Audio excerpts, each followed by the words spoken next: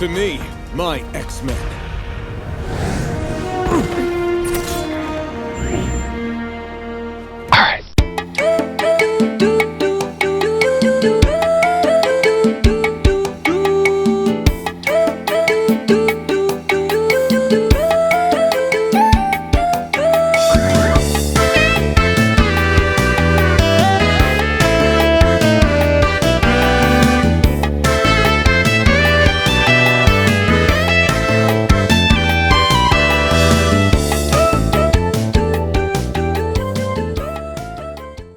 Heyo, and welcome to So About. I'm the Final Boosh, and this is Madhouse. Yeah, so I guess now we just said fuck it, let's make it a podcast. Yeah, rather just. Yeah, and who's gonna There's never a right time to do a podcast, and we always wanted to do it. Whatever, listen to it or not. People don't listen. People don't listen. Yeah, it's the way it is. I think it'll be fun to do, and we're already knocking on the door of it anyway. I just wish we had better soundproofing. No, it's just us talking about stuff. It's not even that big of a deal. Yeah. So we got some topics, I guess.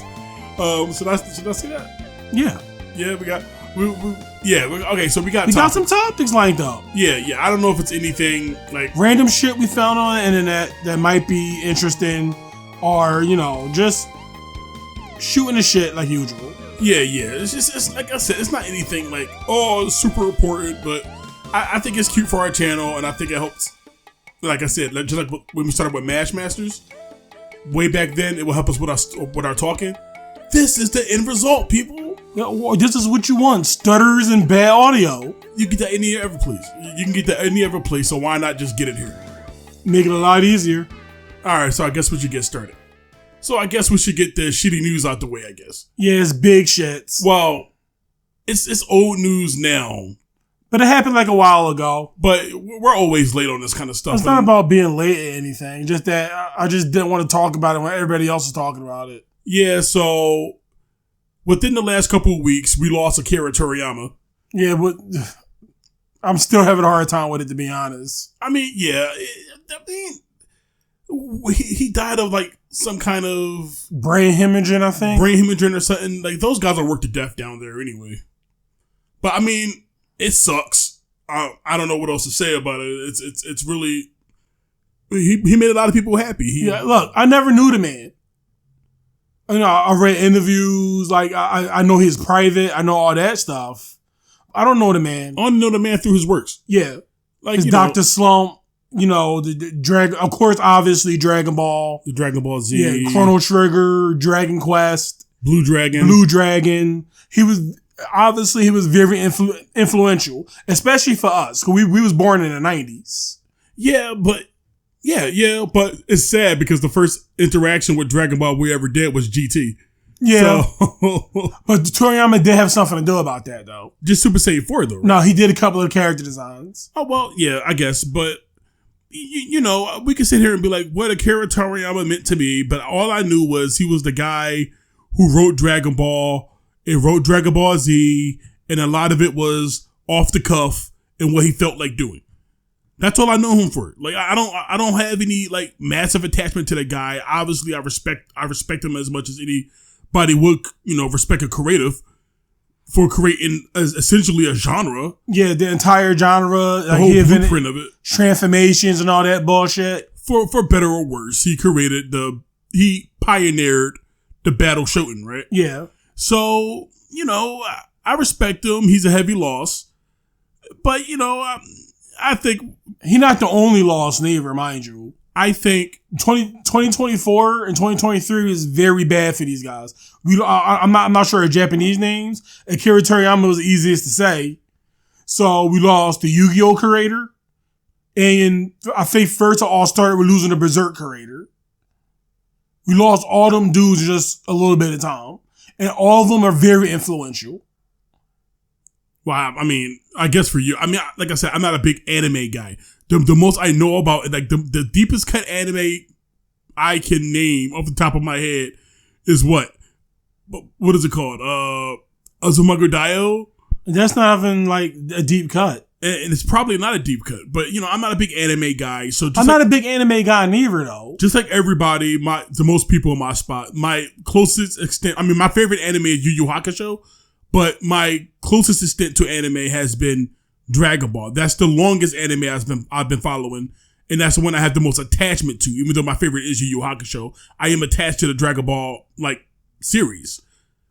I should say I like Dragon Ball better than Dragon Ball Z.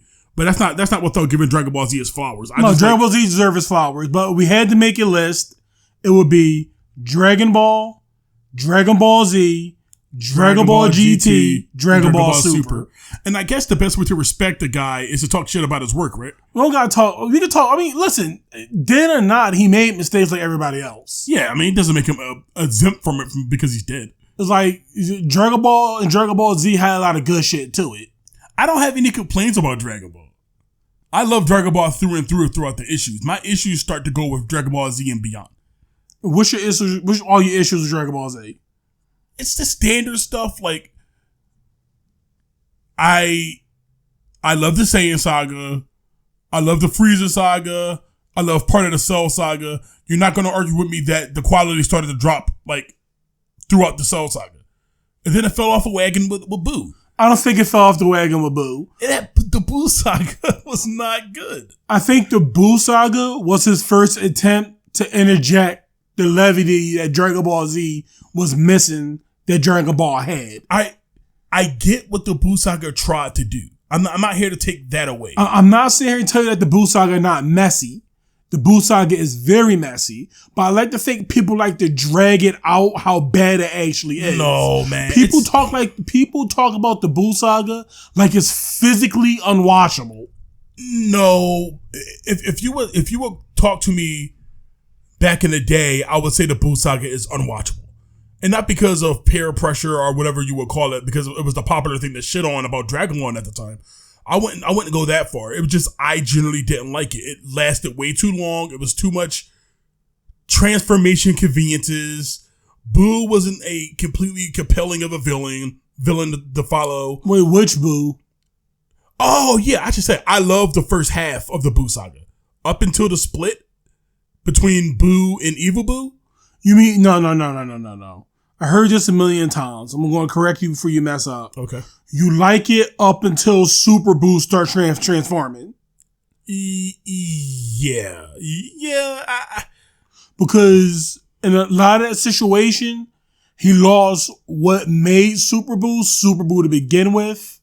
It became more sellish. That's a big problem with a lot of Dragon Ball going after the Boo saga. The enemies became more Cell-like. It's weird. I'll be explaining it more going on.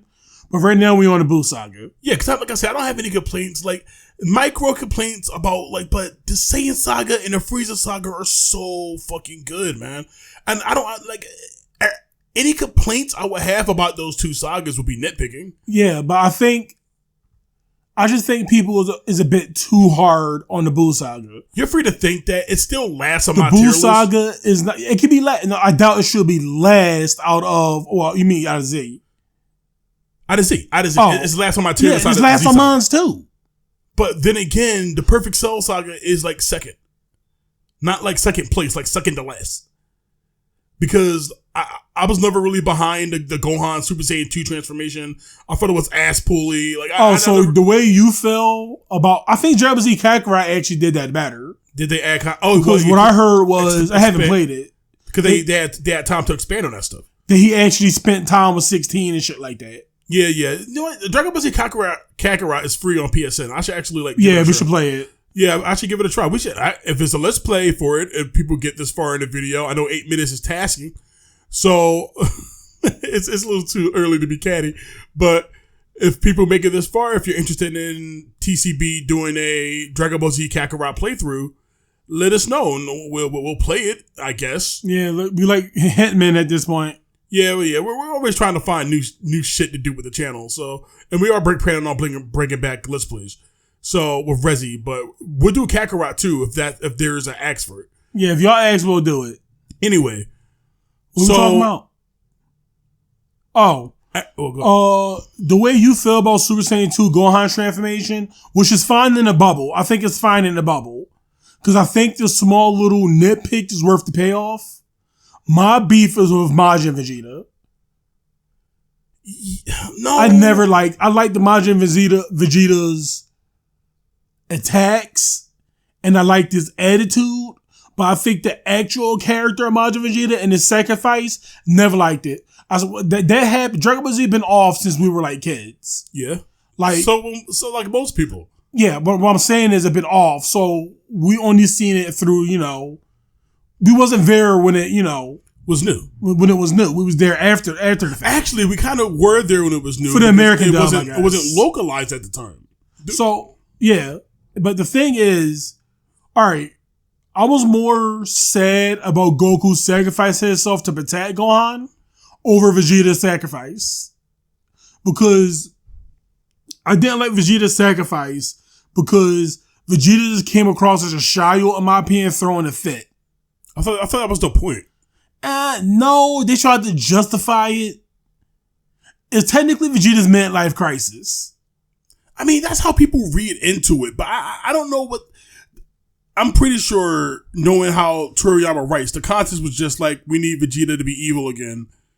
Like... I think that was just... I think that was just all him. I think he was just raw dogging. Subtext is all nice and like fine. You can start associating things with certain characters and certain things, how you interpret it down the line. But I don't think that was the purpose. Like Toriyama was like, this is Vegeta's midlife crisis. No, I think he just wanted Vegeta to be evil again. At least for a small story part.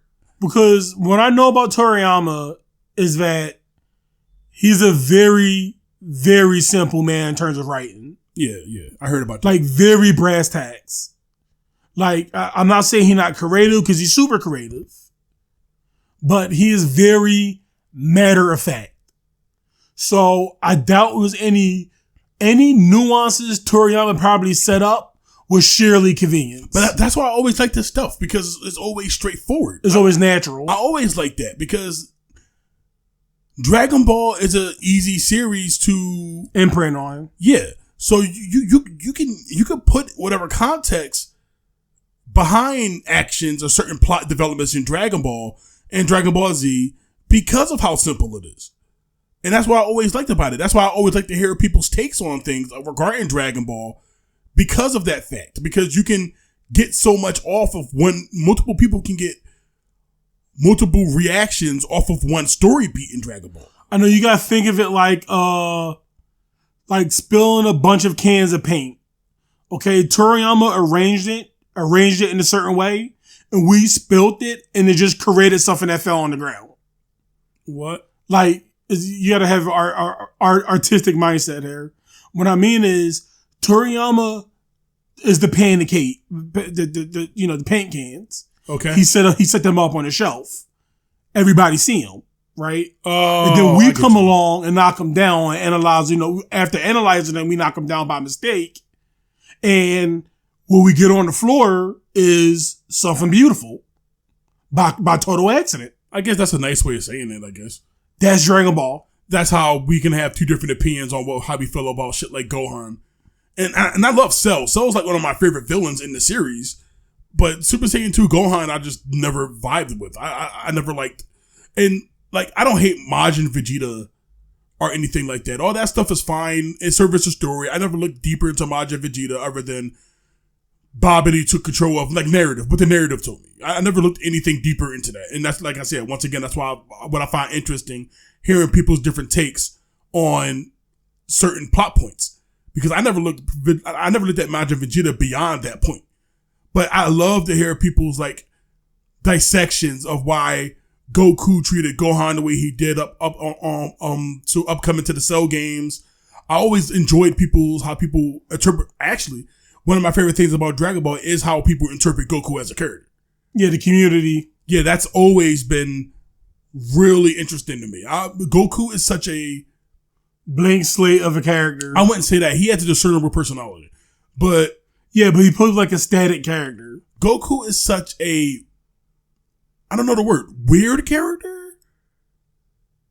that people have all these different expectations of him. If you grew up like us in the late 90s, you got Superman Goku. You got the Superman Goku where he's a Saiyan from Earth and he's giving out Superman speeches. And I didn't know Goku was supposed to be like this fighting asshole. And that's what he is, a fighting asshole. Until years later. Super, on the other hand. I guess if you want to get into Super. Okay, now. Super's trash, by the way. Super is absolutely trash. Matter of fact, before we get into Super, let's get into GT. Oh, okay. Right. Because I know it was not a part of the Toriyama canon. It's still a part of the anime canon. Well, I'll let you tee off on GT. I don't really feel anything towards GT. I like GT now as compared to what came after. I don't know who could. Anyway, go ahead and say your piece about GT. GT is a weird panda. Okay, GT is underrated while at the same time overrated or misguided while at the same time knowing what it is. I don't think GT's overrated. No, what I mean by overrated is that some people know it's underrated. I don't think GT's underrated. Some people dog on it too much and some people overrate it too much. I think GT is right in the middle. GT is right where it needs to be. But it's supposed to be the conclusion of Z. Shouldn't it be above a lot of stuff? It is. No, GT is a series that had a lot of potential. Nobody's going to deny that it didn't have a lot of potential. But it was what was the biggest problem? It was an inconsistent show. GT biggest problem was, I think it was a lack of direction. It had a lot of cool ideas. Yeah, good ideas, poor execution. They wanted to bring, I disagree with turning Goku to a kid, but if you have to, that's not a bad idea into itself. Yeah. Trying to combine Z and Ball together was a smart idea. I never thought it was a bad idea. Now, I don't remember the whole, what they call it, the GT saga or the Black Star Dragon Ball saga. The Black Star Dragon Ball saga was pretty much a retelling of original Dragon Ball shit. So I don't. So they had their everything had an analog to back in the day. I don't remember a whole lot of it. I remember a lot of it feeling fillery. I remember a lot of it feeling kind of boring. It's not up until Baby. It's not as bad as what people give it. I'm not saying it's great. Like if I had to put it on a scale between 1 and 10, it's like a 4. Okay. I can't remember it all the way, so I'm not going to give it a score. It's not hyper terrible, but it can be boring and it can be stupid. But it's not all terrible. But you got Baby, and people call Baby the best part of the series, right? Baby got to be like the best villain outside of Cell, right? Baby is one of the best villains. All the Dragon Ball villains are good. Majin Buu, for what he's worth, is good. No, Kid Buu is fantastic. No, but like Fat Buu, I thought was a really good character. Yeah, but by that time, I think Fat Buu played his part. I think Buu had all the good ranges. We had the childish enemy Buu. We had we had the more adult, more focused Buu. And then we had Buu, which is pure chaos. The end of Dragon Ball Z was a being of pure chaos. People tend to skip that with Kid Buu. Kid Buu is not supposed to have a character.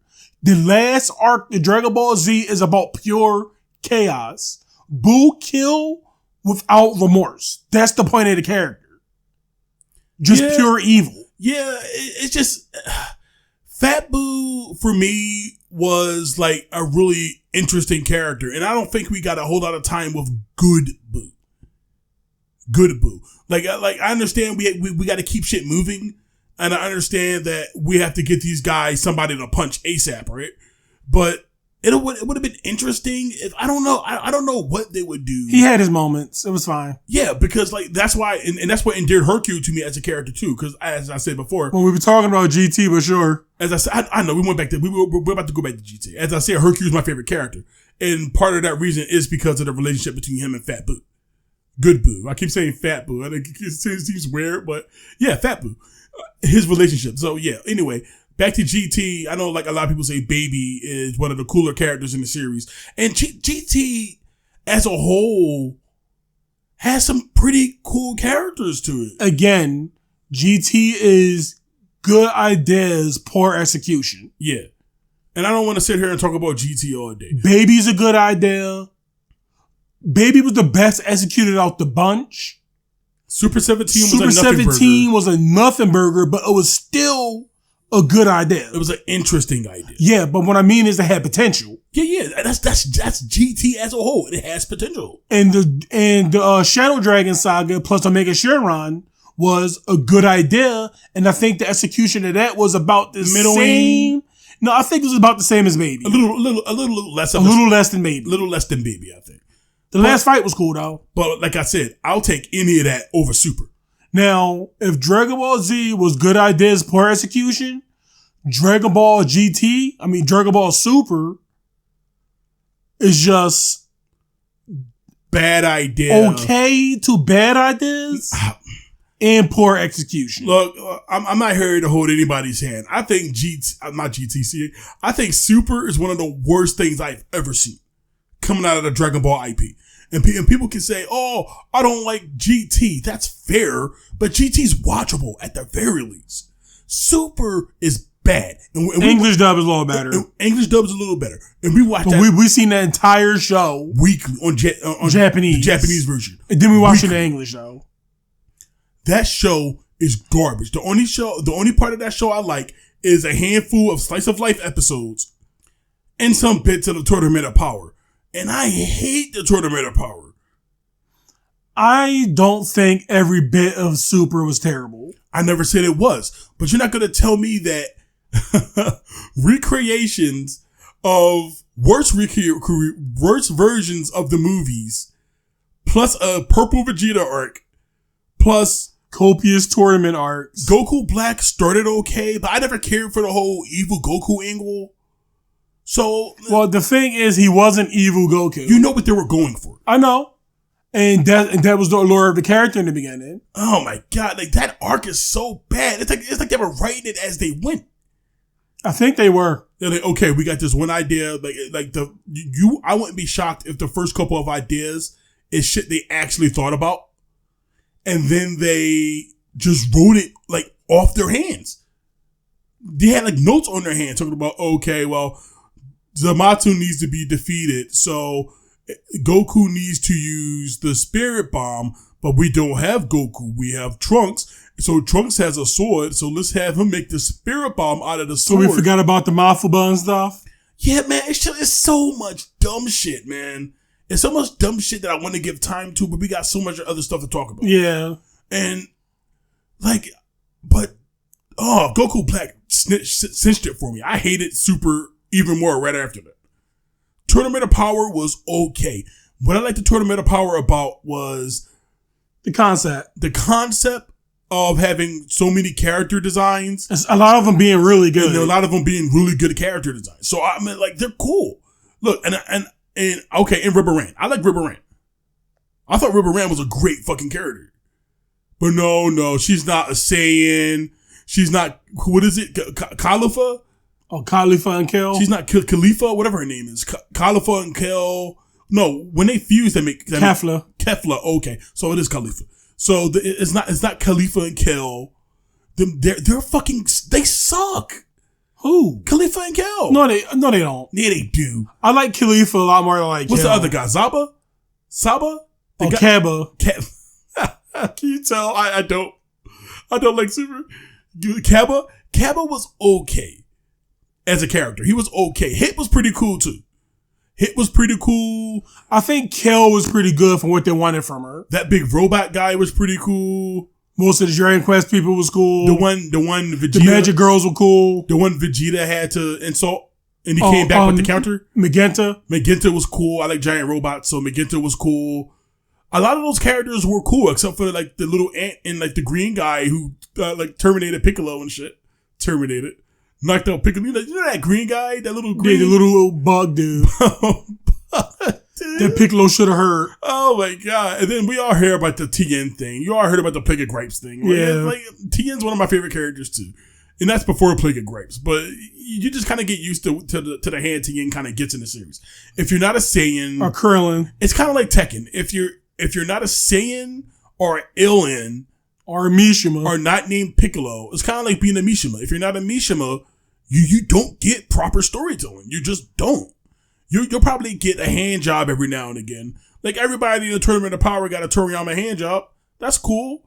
You could have wrote them to have interesting movesets to actually compete to keep up with the power creep. But no, if you want them to have forceful like power ups, fine, I guess. If you have to get them there, I thought Frieza being in the Tournament of Power was a good decision. I did too. It was an interesting choice. I thought Cell probably would have made a more interesting like character. I think Cell would have been more interesting and give people who, because like Vegeta never left as a character, he never really left. Frieza took a break, but now he's never really like leaving anywhere anytime soon. The only bad guy that doesn't really do anything for the overall Dragon Ball mythos is Cell. I know they brought him back though, Cell Max. Oh yeah, okay. Well, look, we got to talk about Super and shit for another. We got to talk about all this other stuff. If y'all want to hear us talk about Super some more, just let us know in the comments and we will. Yeah. We got more pressing matters to attend to. Yeah, we got some other stuff. Let's let's move on to the next thing. Okay. With all that said, R.I.P. Toriyama. Yes. We went even. I'm glad that he gave us a product that we spent 25 minutes talking about all scatterbrain. So we didn't even get everything out. Yeah, and that's the cool part. So he'll be missed. I appreciate everything that you brought to the world. I don't know if there ever will be another Toriyama. Oh my god. I don't think there will ever be another one. So, all right. So with all that being said, let's move on to the next thing, which will be this drama that's circling around this Stellar Blade game. Oh, the chick with the fat ass. The chick, yeah, the curvy chick. Like, I didn't do any research prior. I just kind of heard from the ether about people complaining about it. So this probably won't be as long as the Dragon Ball bit, because I don't really care. But it's just a bunch of ugly people crying about a hot chick. And in my opinion, she looks better in real life than she does the video game. So I don't get what. No, it's funny because I'm not sure about the article. I'm talking directly out of my ass. The people who know is the people who know. But apparently it was a situation where the woke people was all like, oh, she should be fat. No girl's realistically like this. And then the boy was like, this my wife, bro. And then he showed him his wife. She like super hot. I don't know if you pigs know this, but this is a real woman. Here's my beef with them, because this extends. The Sweet Baby Inc. people and shit like that. I don't know enough about Sweet Baby Inc. I don't know about this this brownie point system that companies got going on for inclusion and all this stuff. I don't care about all that. All I see is what's in front of me, and all I see is a bunch of control myself. All I see. Yeah. What? Let's relax, because we're gonna say something that will hurt people's feelings. We need to relax and go slow. I just wrote myself in. Look how composed I am. I just wrote myself in. Look how composed I am. These are a bunch of people who don't care about video games. And what we're saying here isn't going to be anything unique. Because what is left to say about these idiots? They see something, they feel offended for random reasons, and then they cry, and then they forget. They don't feel offended. They just want to stick their nose in it. Yeah, and then if you want to talk about the people who do look normal, they just don't have any discernible talent, or they don't want to get a job, so they leash themselves on to the gaming sphere and try to make a career out of that. They make up for their lack of identity and skill by complaining about other people's identity and skill. But that's all they do. They're weirdos. They're just rainbow colored Unicrons. Unicrons? Unicrons. They just eat planets and then move on to the next one. And then eat a planet. And they're all voiced by Orson Welles. And they just go around eating games. Then moving on to the next one. If this game had a big brolic dude in there, would they even care? No, because guys don't care. Maybe straight guys. No. They would care if he was a big brolic white guy. They would care. Higgity do. I'm not sure we talked about our stance on this whole representation shit. With the alphabet people and the racist people and all that bullshit. I could physically care less what your sexual orientation is. I could care less what your race is or your spot in life. All that shit does not matter at the end of the day. The only thing that should matter in this space is if the game is good. Yeah. I don't need to be represented. One of my favorite heroes is Wonder Woman. I am neither white nor a woman. You're quite the opposite. I am the opposite of Wonder Woman. I'll be her arch nemesis if she was a little more racist. So I can relate to a character and I can root behind a character that doesn't look like me. You don't need people to look like you to relate and enjoy something. When we was growing up, we were not worried about fucking representation. You don't, you need to be, this character need to be voiced, Dr. Hibbert need to be voiced by a black guy. That's no, you don't. Too. Because since you started, his voice fucking sucked. Hello, Chris. You want a lollipop? You don't need to voice. All that shit do not matter. When we were growing up, we did not worry about representation.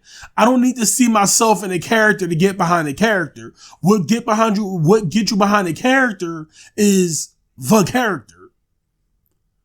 Going back to Transformers, one of the bigger characters of my informative years was Beast Wars Dinobot. He was a metal robot turncoat transformer? I don't know how to relate this. But when he died in Beast Wars, spoiler, when he dies, I cried because he was a character. I didn't relate to that man. He was speaking some kind of language that my weird 8 to 10-year-old brain didn't get. He was speaking Shakespeare at the time, or Hamlet or something. It was Shakespeare. But I didn't get it. But all I knew was this guy was a good friend of Rat Trap's. He was an okay guy once you peel back the layers, and he died saving the humans so they can, I'm just giving away Beast Wars plot lines. And he died saving humans so they can grow in the future to help fight the Decepticons. That's all I know. And he died. And I was sad. And I didn't have to relate to that guy. So you don't have to relate to these people. And let men and girls have pretty ladies to look at or hot dudes to look at. Who cares? Because they fat sacks of shit that's worth nothing. I'm not saying you don't even have to be fat. They're just miserable people who is uncomfortable in their own pathetic skin. And they gotta ruin everything around them. It gotta be scorched earth because shit don't work out the way you want it to work out. Get the fuck over it. You're a bunch of weirdos and you're a blight on the fucking planet. Well, you're a blight to gaming, I guess. All fucking entertainment. It's entertainment. I don't need to be a fucking ally. If something you know about me, I am not a fucking ally. I don't hate people. I don't care if you're gay. I don't care if you're bi. I don't care if you're trans. You don't deserve rights. What you do deserve is the same rights that everybody else get. See how I swerved in there? Yeah, you got I scared the shit out of you, right? You caught me out. Oh, you turned a native for a second there. Everybody all deserve the same rights. It shouldn't be one person getting shit over other person because of their sexual orientation. I never understood trans rights. Or I never understood like those people who scream about, oh, we're going off of being on this one, but I never understood that stuff because aren't those the same rights that allowed you to cut your penis off? Or stuff your vagina? Or however how they... Or cut your tits off? Or isn't that the same rights that allowed you to do that?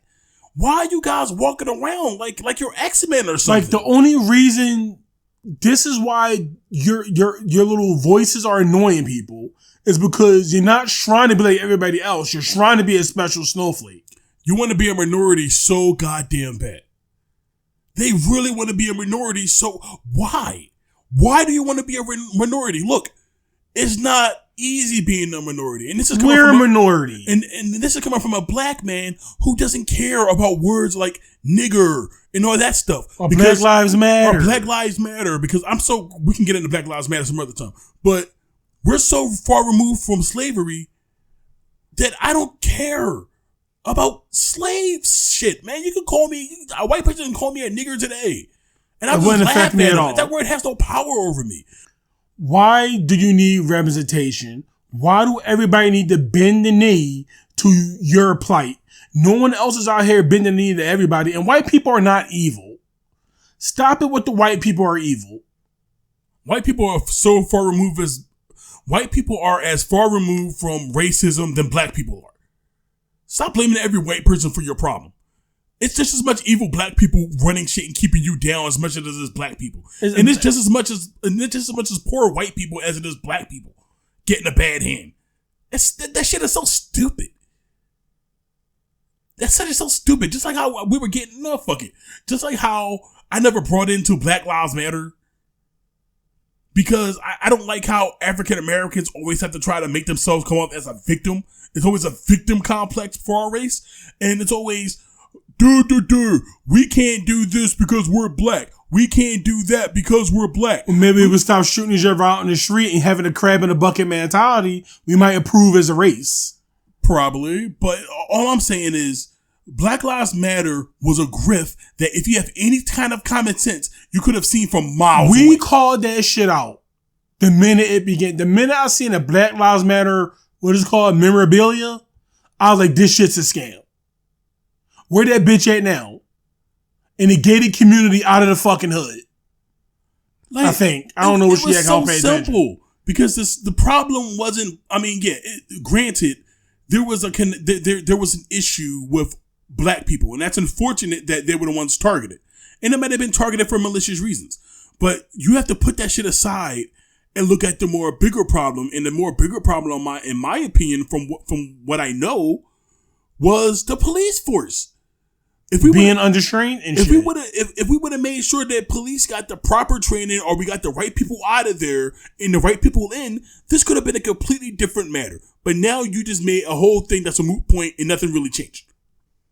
Except somebody got rich. Except for a couple people got rich off of tragedies. Exactly. That's all. It's no different than wrapping it back to gaming and stuff. It's no different than what they do. It's no different than what an Anita Sarkeesian do. You just take the same grift and apply it in a different area. You get certain people riled up and you take advantage. You collect your dough and you bounce. That's all.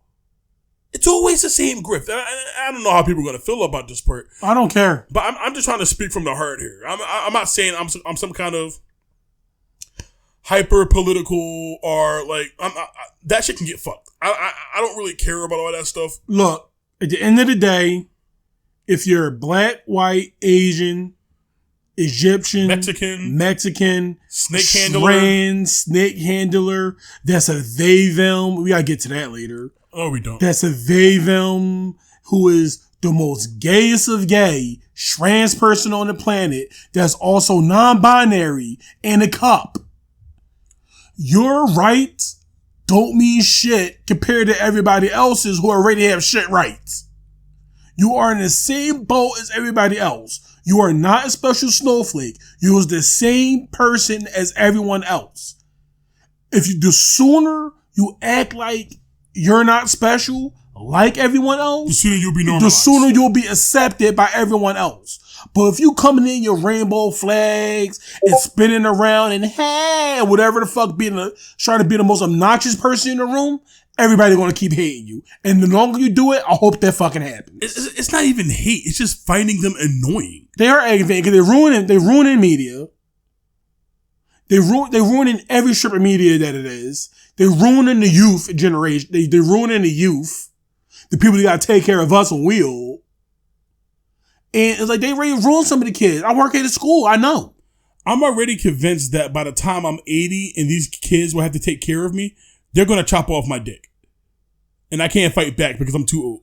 Gender is a non-construct. No, bitch. Gender is very much a construct that's literally been proven. I'm going to explain it. Oh my God. I didn't think we were going to get to this. If you're a man... We're not even talking about Stellar Blade anymore. Nope. Because it's cut and dry. She's hot, they're mad, get the fuck over it. Okay, go ahead, do your rant. If you're a man, you have a penis. And if you're a lady, you have a vagina. Men tend to be stronger than ladies. And women have the ability to have babies.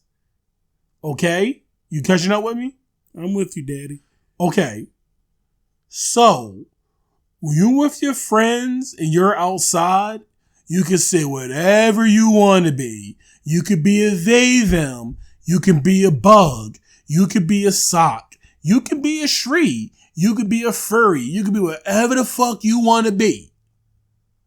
But when it's time to be a professional and live in the real world, you're only one of two genders. That is all. You're not a trans, queer, lesbian. And I've heard that before. You are who you are. Just accept who you are and be yourself, and everybody else will follow suit. And I'm not saying like it's a big ass world. And as far as we know, we only got the one life, right? So if you feel uncomfortable within your own skin and you feel as though that getting your dick chopped off or sewing up your pussy, if you think all that, how did that work anyway? If you think that stuff makes you comfortable within your own skin, then go for it. It's your right as an American. Especially if you got the money. Especially if you have the dough. Go for it. If that helps you make you feel better in life, go for it with both hands. If that helps you go outside and live your best life, go for it. But why pretend that you're special? Because just because you got your dick chopped off does not mean you're the first person in the world that got his man meat chopped. Or you need we need trans representation.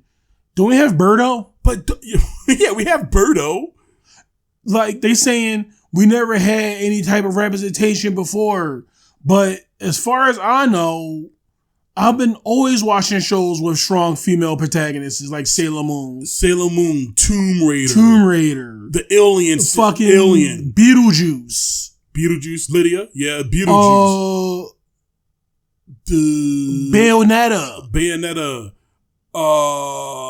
a Baby Blues, like Daria, Totally Spies. I mean, if you Kim Possible. Kim Possible, the Buzz on Maggie. Yeah, like what? We're just naming shows. Brandy and Mr. Whisker.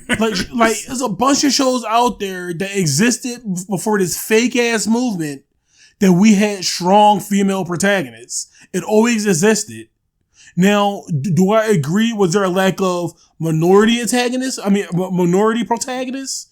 Yes. Probably, yeah. Yeah, it was. But once again, you don't need that. But that's something you can improve on. You become the creative. That's something you can improve on. And if you focus on making that particular character an actual character and not a mouthpiece for you or a mouthpiece for your fake ass movement, shows will be a lot better. Yeah. Comics will be a lot better. Overall, people's opinions will be a lot better. Nightwing didn't need to be gay. Or Robin, I forget who they made. I don't read DC Comics anymore. But Robin didn't need to be gay. Make a gay character. You could have made... Oh, yeah, you could... See, it's so much to the situation beyond Stellar Blade. And we're so dumb.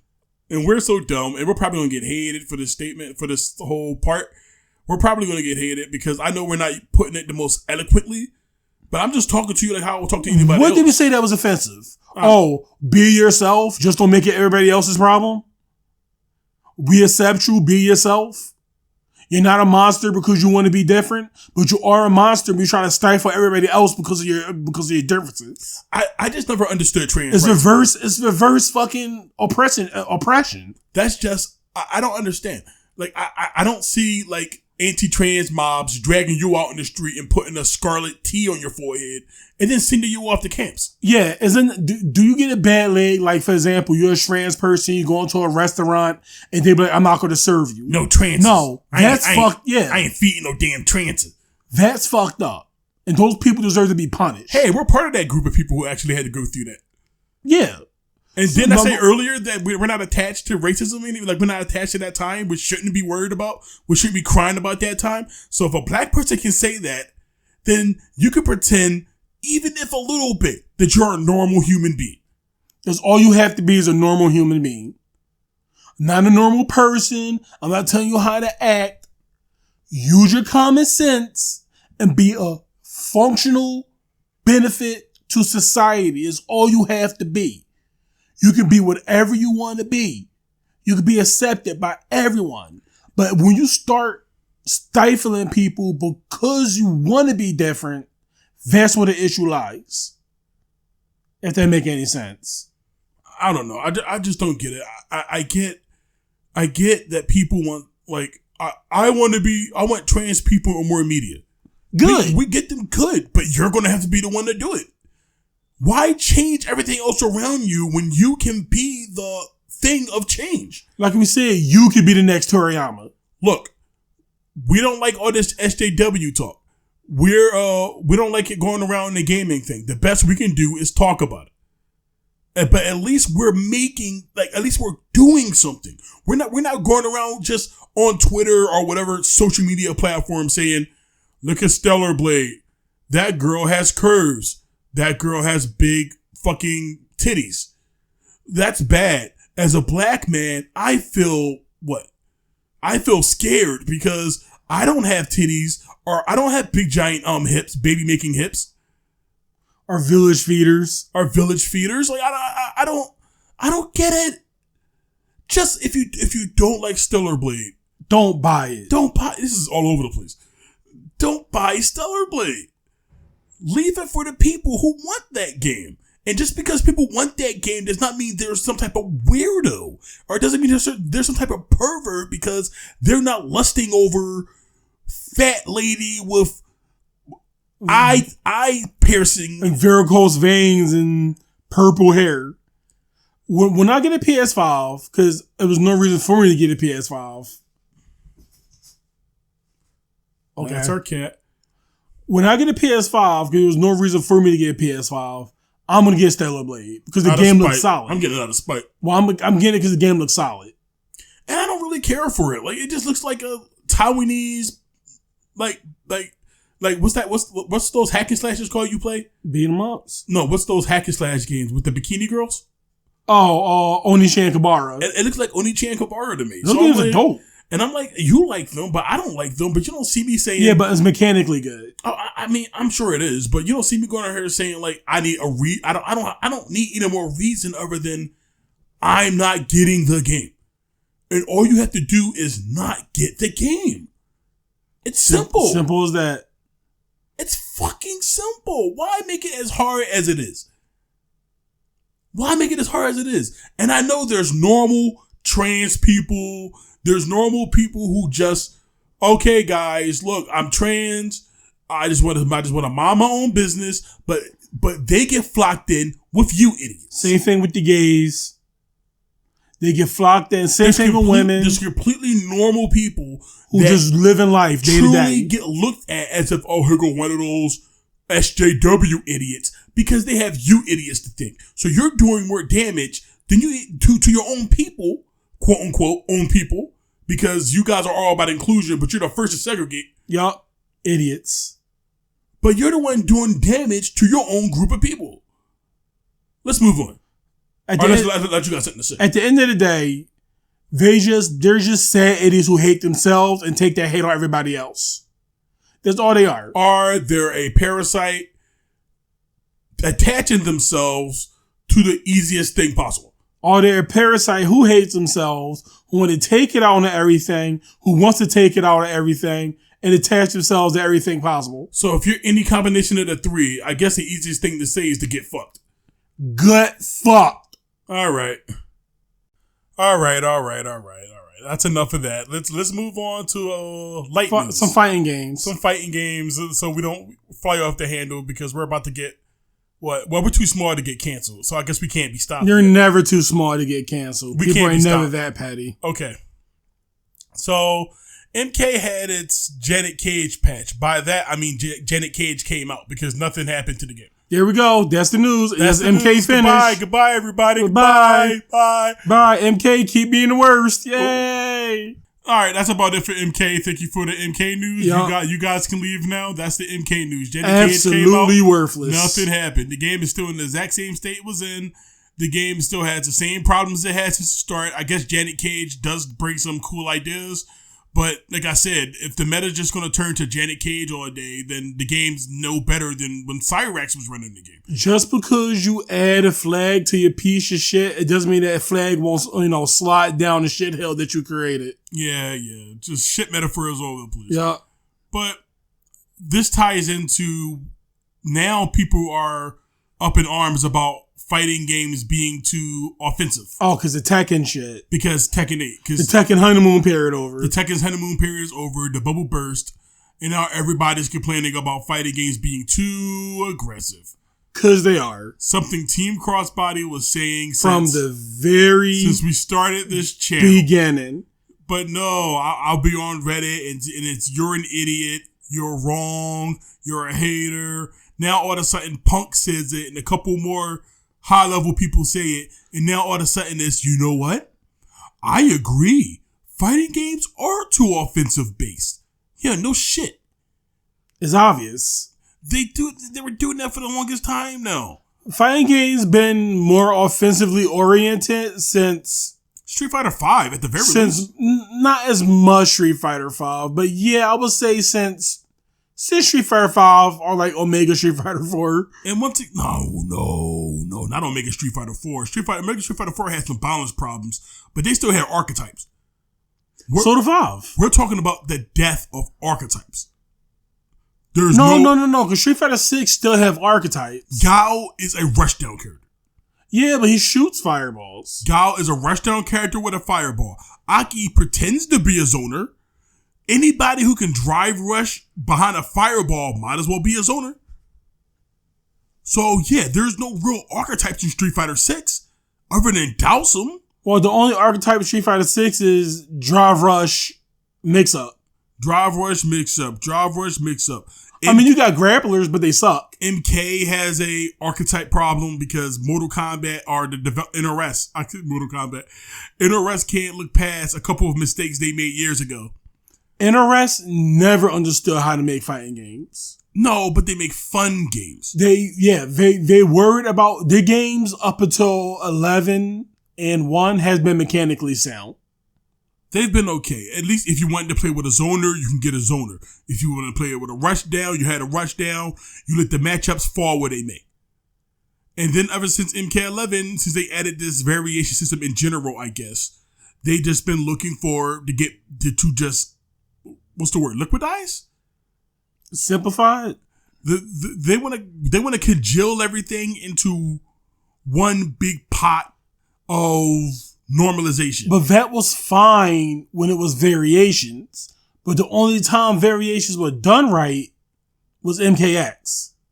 Yeah, but MKX was still the birth of that problem. Yeah, but at least they still... Yeah. Okay. Oh, wow. My Melina... I play Melina. So MKX Melina could be a rushdown character, like a zoner, character? A semi-zoner, a mix-up character, or a grappler. Okay, that's fine. And I know it's one character having a bunch of types of ways to be played, but you're ignoring the fact that one character have multiple ways of being played. And it's not just like... It's all archetypes. It's not just... It doesn't mean Sub-Zero did the same thing Melina did, because he didn't.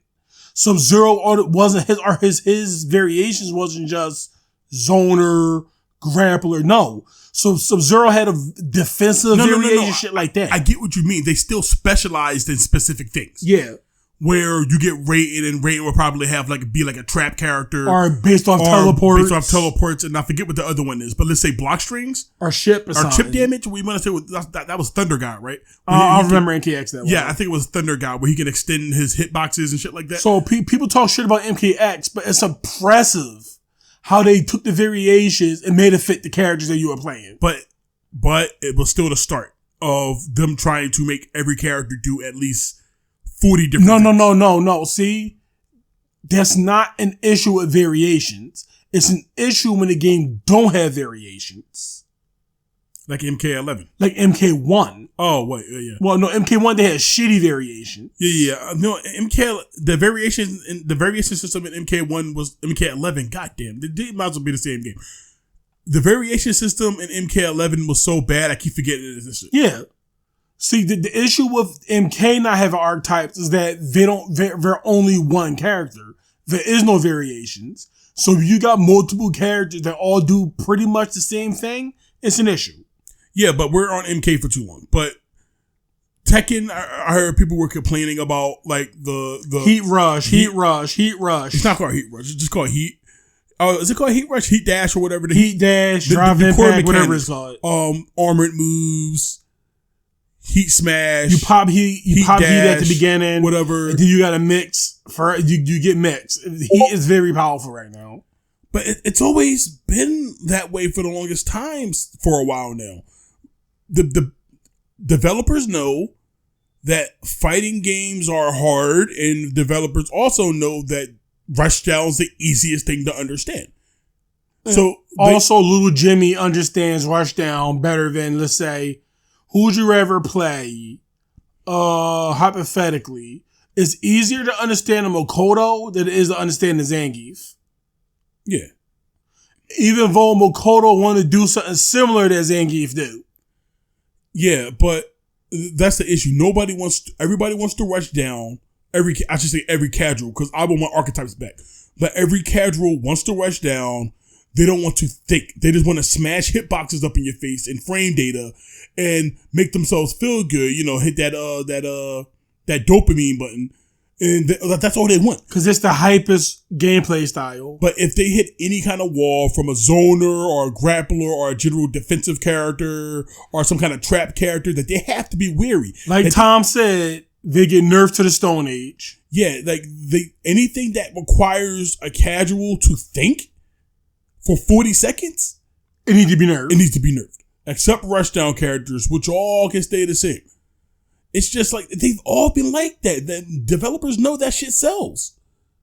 That shit sells. And in Tekken's case, Tekken kinda gets the benefit of the doubt. Tekken 8 is still a Tekken game. Tekken has always, for the most part, had arcade versions first. And they were ironing out the game until the home release, where that's where everybody would get that version, that current version of the arcade game, which is typically balanced because they had 2 to 3 years to actually, scrape out the edges of their game. So Tekken 8 was the first Tekken game not released in arcade. Yeah. Technically. Tekken 7 came out so well at first because it spent a couple times, had a circuit in 2 years in arcade. In the arcade in Japan. And then after that, it came to, I think it was called, Faded Retribution. That was the edition of the game that came out for consoles. So by the time we got Tekken, it was Tekken 7 Faded Retribution. And that was the balanced version. Everybody was praising it because it was relatively balanced. The characters had identity, things like that. In Tekken 8, they don't have that same benefit. So they're doing their arcade balancing on the fly now. They're doing it. You're part of that testing process now. I'm not worried about Tekken. No. If Tekken 7 in 2 years, 2 to 3 years came out as good as it did, then Tekken 8 in 2 to 3 years is going to be just as good. But I would rather them start off with super strong characters, nerf them, and then have an idea on where to take them than having them way too weak and then trying to buff them for things they don't have and they don't understand why they're weak. This is why they can't get Strive balancing right. Yeah. Because it's same thing. People think Street Fighter 6 is going to be this hyper super balanced game of the year. It's not. Unless they literally change the game, period. But that's why we have issues with Strive. They can't get Strive balanced because there's no give with Strive. It's only take. Characters barely have tools. So you can't cut off what you can't, if you only have the one arm and they want you to use that one arm for something, then cutting it off is not in your favor. So that's where Strive is at. And like Street Fighter 6 is the illusion of depth. Yeah. So Street Fighter 6, like, here we gave Ken every 2 he had since Street Fighter 2. But who cares? Because Drive Rush is so predominant that you might as well not, like, Ken. Characters' tools don't matter in Street Fighter 6. No, they do. No, let me finish. Characters' tools do not matter in Street Fighter 6. What matters is how your character's tools synergize with the core mechanics. And that's Street Fighter 6's biggest problem. Street Fighter 6 is just as offensive as an MK, just as offensive as currently Tekken. It's all these things. Once again, already. In Street Fighter 6, your character is only as good as their drive rush.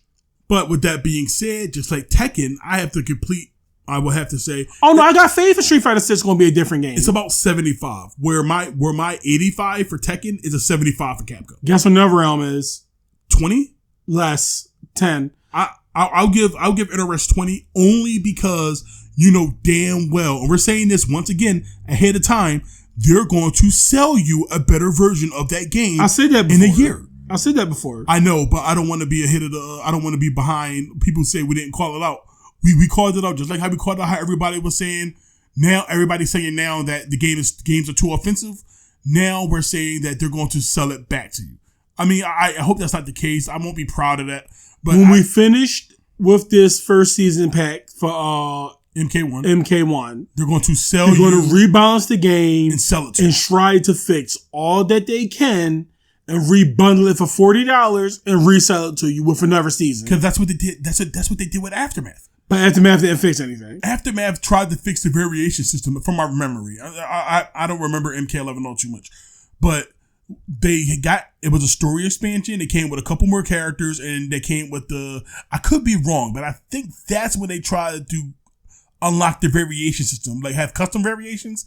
I could be wrong on that. It's either we got 2 to 3 variations, we got 2 more variations, or we got the free variation system that had custom variation system that was still barely used because of the way the customization worked before. Yeah. So it's either one of those, but same principle. The same principle applies. They know their game needs a lot of work, and MK1 definitely needs a lot of work. That game is in beta, people. And don't get me wrong, I still think the game in general plays better than Street Fighter 6. I don't know. No. I think it's at least more interesting than Street Fighter 6.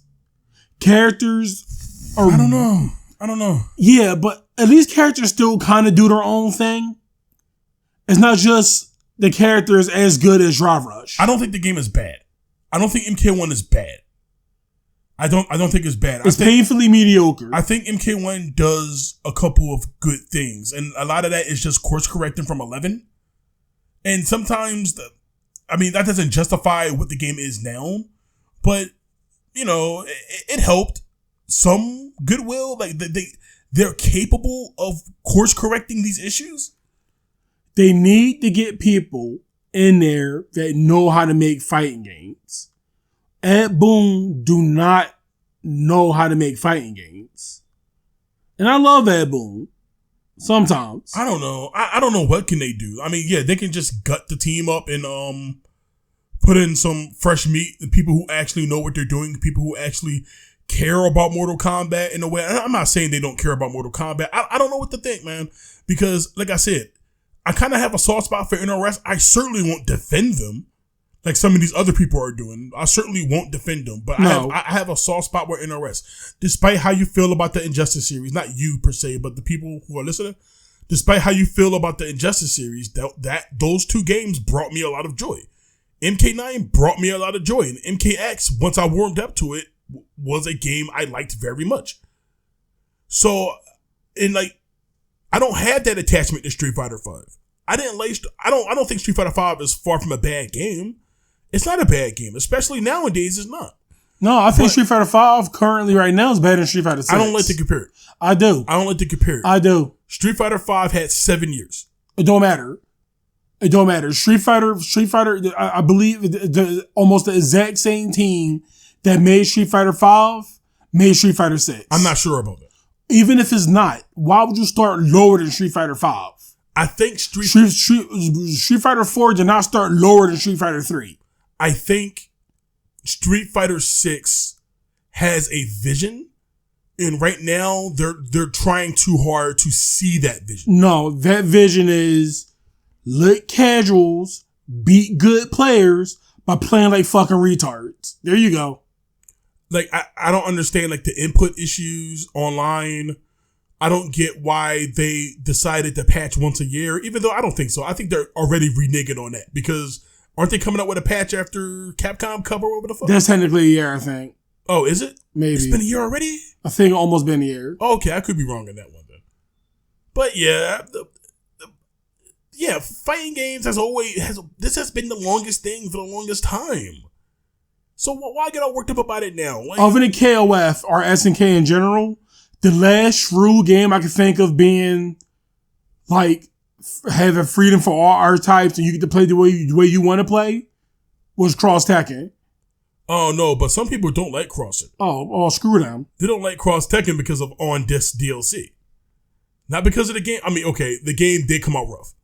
Mind you, the game did come out rough. I'm not even here to pretend. I'm not going to stand there like I'm not going to sit here and fake. In terms of Capcom, I'm talking about. In that round, that's MKX. Wait, what? The last game before they started delving into the let's please casuals over people who actually want to play a game. Street Fighter 5. Street Fighter 5 Street Fighter 5 is a game that had a different battle director. So does 6 though. Yeah, but 5 had a different mentality. I don't think 5 was a bad game. I still think 5 was like other than a couple of characters, 5 was a footsies game. It was very footsies. Characters were still allowed to zone. We still had proper grapplers. We had proper Shrap characters, Vortex characters. We had all that in 5. People will come around and notice once the shades fall off a bit more for 6. The honeymoon period for 6 is over. But people still on the Street Fighter 5 was terrible compared to 6. Well, Street Fighter 6 release was better than 5. Is in a better state. But the game is not better than 5. No. Not mechanically, no. Yeah, I guess. No. Even if you will talk about, even Street Fighter 5 when it started mechanically was better than 6. Yes. Because it didn't boil down to one thing. See, if Street Fighter 5 handled its core mechanics better, I wouldn't have a problem with it. Even if that means like if the game was just vanilla and we didn't have the drive system and you just Street Fighter 6 is just vanilla. No, listen. Street Fighter 6 is vanilla for drive system. Listen. If the game didn't have the drop system at all and it was just a character's kit and everybody moved like a typical Street Fighter game and whatnot and there was no core gimmick at all. It'd be boring, but it'd be good. It'd probably be a little boring, but it'd be something I enjoy. It'd be good. I just don't like the drive system. I think the drive system, it's going to be super interesting to see what Capcom does with it. In the year? Man, we need to get better at talking about these topics. I think we jumped a lot. We're drive rushing everywhere. Yeah. We're drive rushing. Well, I think that's about it. Yeah, this will be part 1, and then this will be uploaded, well, obviously now, but on Friday will be part 2, and that one will cover Dark Side Phil. Yeah, so if you're interested in the Phil junk, then, check it out. And if you made it this far into the video, give this one a chance. We have stuff to say. Yeah, I know we could get rambly and off topic, but whatever. I think that's a part of the charm. Yeah, and this is our first time doing this, and I think it worked for the most part. You gotta start somewhere. Yeah, you gotta start somewhere. If someone start up the top, then they will never realize the mistakes they made to get there. How do you learn when you're at the top? You don't. So you continue making the same mistakes. So stick around with us. You'll like us. I hope. Okay, we'll be right back.